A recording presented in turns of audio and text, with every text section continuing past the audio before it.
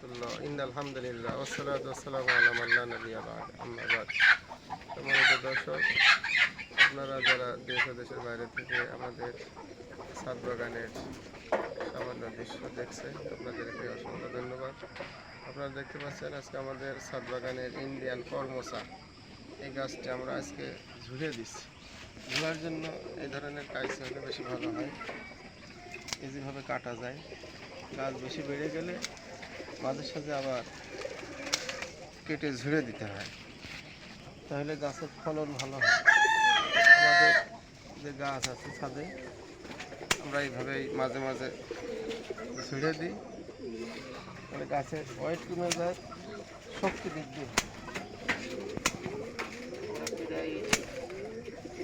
এইভাবে গাছ মাঝে মধ্যে ঝুড়ে দিই।